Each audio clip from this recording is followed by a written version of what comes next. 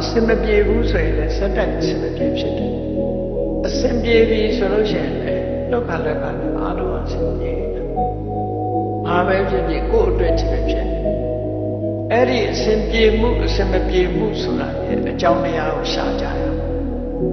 လက်တွေ့အကြောင်းတရားလည်းရှိအနိကအကြောင်းတရားတွေလည်းရှိတယ်ဝေးလံတဲ့အကြောင်းတရားတွေလည်းရှိတယ်အဲ့တော့ပင်မအကြောင်းတရားတစ်ခုအနေနဲ့ဆိုလို့ရှိရင်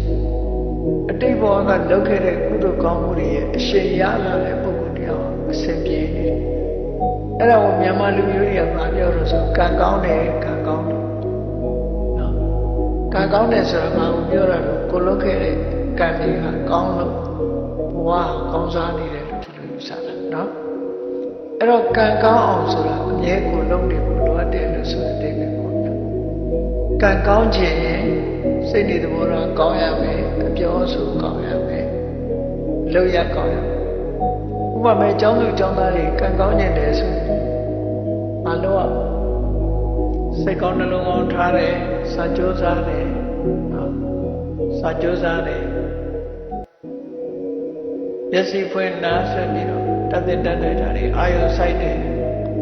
ပညာရေးဘက်ကိုအာယုစိုက်အဲ့ဒါကံကောင်းလာတာကံကောင်းအောင်လုပ်တဲ့နေရာကံကောင်းလာတယ်မိဘစကားနားထောင်တယ်ဆရာသမားစကားနားထောင်ကောင်းတဲ့လုပ်တယ်တူနဲ့တူလေးစားတယ်လေးထားတယ်ကိုယ်စိတ်ထဲမှာတစ်ဖက်သားပေါ်မှာ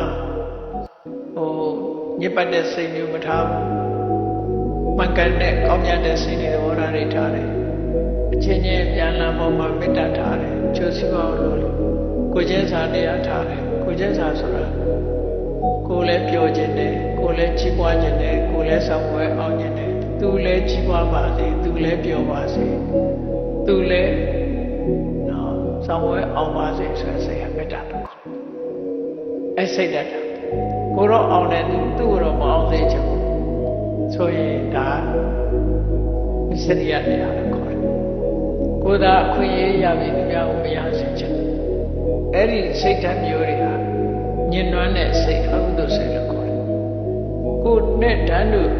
ကိုဖြစ်တယ်လို့ကိုကောင်းစားတယ်လို့သူတို့လည်းကောင်းစားစေချင်တယ်ဆိုတာမေတ္တာဒါကိုကုသိုလ်လို့ခေါ်တာကုသိုလ်ဆိုတာဘုန်းကြီးတွေအကြောင်းတွေသွားပြီးတော့လူပတ်တမ်းမှကုသိုလ်မဟုတ်ဘူးဒါလည်းကုသိုလ်ပဲစိတ်ဓာတ်ကိုဖြူစင်အောင်ထားတာဒါလည်းကုသိုလ်ပဲဒီစိတ်ကုသိုလ်ရတဲ့အနေအထားတစ်ခု